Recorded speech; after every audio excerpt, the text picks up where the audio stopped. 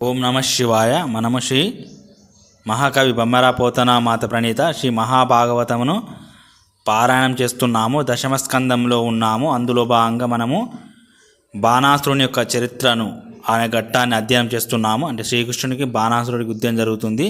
ఆ ఘట్టంలో భాగంగా ఈరోజు పరమేశ్వరుని మాటలతో తన కోరిక ఫలిస్తుందని, సమాన వీరునితో యుద్ధం చేసే అవకాశం లభిస్తుందని పొంగిపోయాడు బాణుడు. తన భుజాలు పోయినా యుద్ధం చేసి రణకండోతి తీర్చుకోవచ్చు కదా అని మురిసిపోయి రాజభవనం చేరి భార్యలతో సుఖ సంతోషాలతో మునిగిపోయాడు. రథం పైన కట్టే ధ్వజం ఎప్పుడు కూలిపోతుందా, ఎప్పుడు యుద్ధం సంభవిస్తుందా అని ఎదురు చూస్తున్నాడు.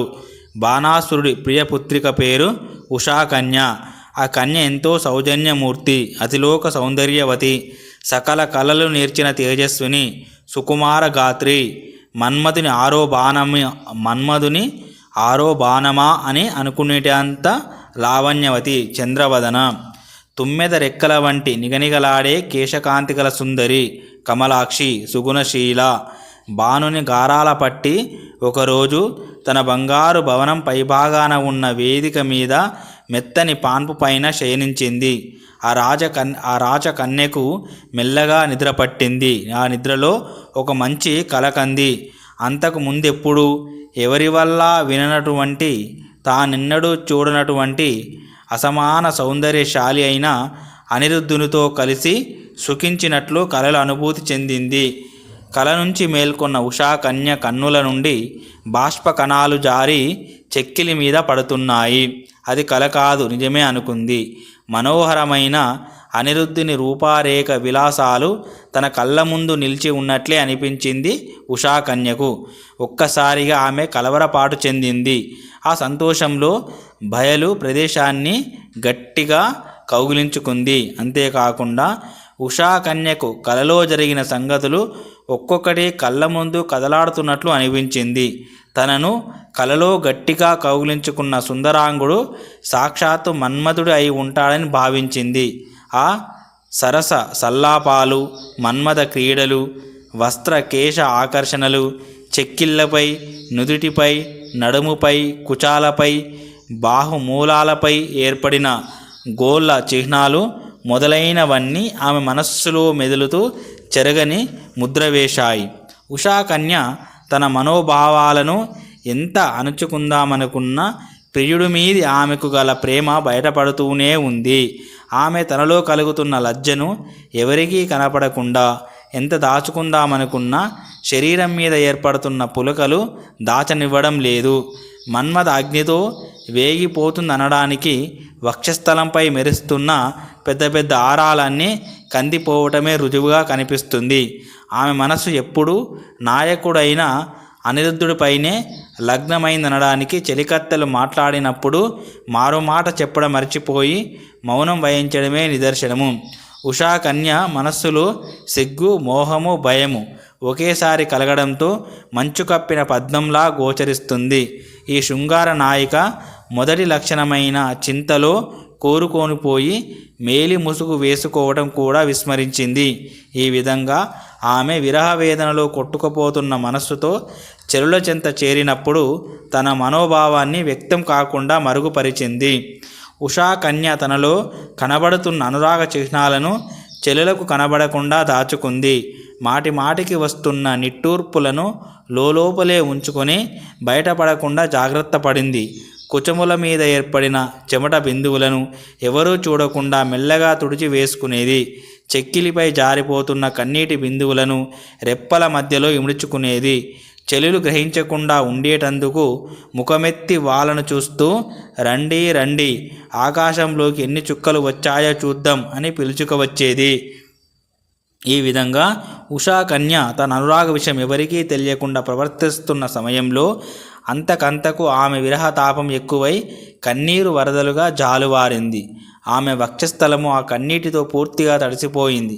అలా ఉన్న తనను చెలులెక్కడ చూస్తారో అన్న సిగ్గుతో వారి వైపు చూడలేక తలదించుకొని ఎవరితోనూ ఏమీ మాట్లాడకుండా మౌనంగా ఉండిపోయింది. అప్పుడు బాణ సార్వభౌముని మహామంత్రి అయిన కుంభాండుని కూతురి పేరు చిత్రరేఖ. ఆ చిత్రరేఖ ఉషాకన్యకు ప్రాణ స్నేహితురాలు, సుందరాంగి. చంద్రరేఖను చిన్నపరిచే ముఖకాంతితో విరాజిల్లే పూబోడి. చిత్రరేఖ ప్రాణసఖైన ఉషాకన్య దగ్గరకు వచ్చి ఆమెను పరిశీలనగా చూసింది. సఖీ ఉషా, నీ వైనం చూస్తే ఎవరి కోసమో, బహుశా నీ ప్రియుడు కోసమై ఉంటుంది. బయటంతా వెతుకుతున్నట్లు కనిపిస్తుంది. ప్రాణనాథునికి దూరమై దుఃఖభారంతో చంచలిస్తున్నావనిపిస్తుంది. చేతికందని సగుని పోగొట్టుకొని భ్రమలో కొట్టుకుపోతున్నావని తెలుస్తుంది. చెలి, నాకన్నా నీకు ఎక్కువ ప్రియమైన వారు లేరు కదా. నీ మనస్సులో ఏముందో నాతో చెప్పకపోతే మీ అన్నగారి మీద ఒట్టు. నీ బాధ నాతో కాకపోతే ఎవరితో పంచుకుంటావు చెప్పు అని చిత్రరేఖ అనడంతో ఉషాకన్య కళ్ళలో లేతదైన సిగ్గు కదలాడింది. పెదవులపై చిరునవ్వు తొంగి చూసింది. చిత్రరేఖను చూసి ఇలా చెప్పింది. చెలి చిత్రరేఖ, కలలో నేనొక నవ మన్మథాకారుణ్ణి చూశాను. అతను ఎంత అందగాడంటే నీలమేఘ శ్యామలాకారంతో వెలిగిపోతున్నాడనుకో.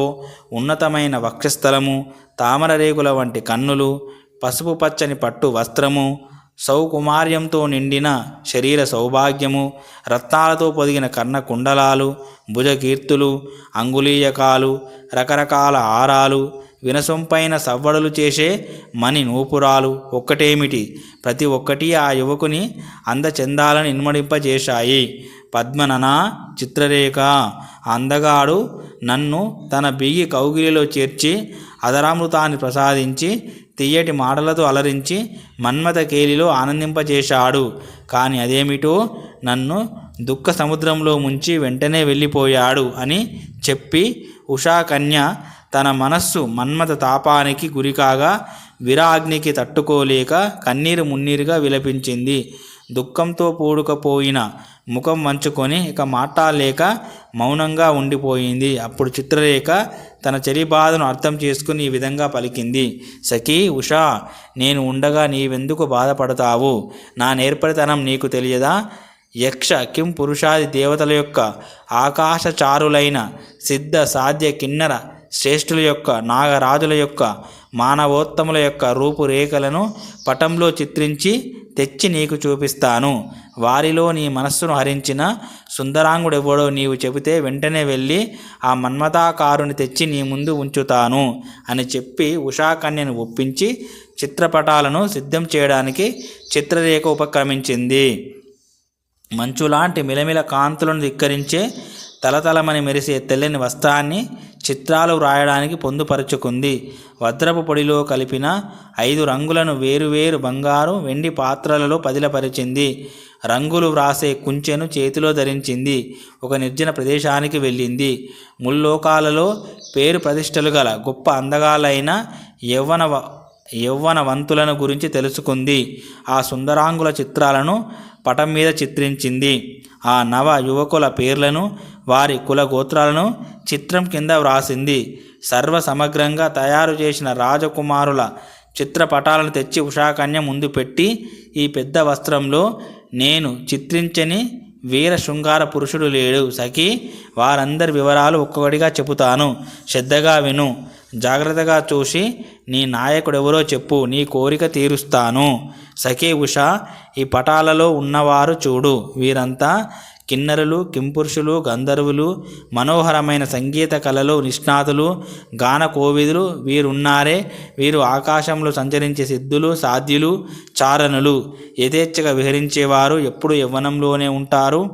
ఇటువైపు ఉన్నవారు చూడు, వీరు భోగ భాగ్యాలతో తూలతూగుతూ ఉండే దేవతలు, మరుత్తులు, యక్షులు, రాక్షసులు. అటు చూడు, నాగరాజులు నిరుపమానమైన తేజస్సుతో ప్రకాశిస్తున్నారు. కామరూపం ధరించగల శక్తి సంపన్నులు వారు. వీరందరినీ పరిశీలనగా చూడు చెలి అన్న చిత్రరేఖ మాటలతో ఆమె చూపిన అన్ని చిత్రాలు చూసి ఒక నిట్టూర్పు పుచ్చింది రాజకుమారి. వారిలో తాను వలచిన పురుషుడు కనబడకపోవడంతో మౌనం వహించింది. అప్పుడు చిత్రరేఖ మానవజాతికి చెందిన రాజవరుల చిత్రపటాలు చూపసాగింది. తర్వాతి ఘట్టంలో అనిరుద్ధుణ్ణి చూస్తుంది మన ఉషాకన్య. చాలా అద్భుతంగా ఉంటుంది. ఓం శాంతి శాంతి శాంతి. హరి ఓం తత్సత్. సర్వం శ్రీరామకృష్ణార్పణమస్తు.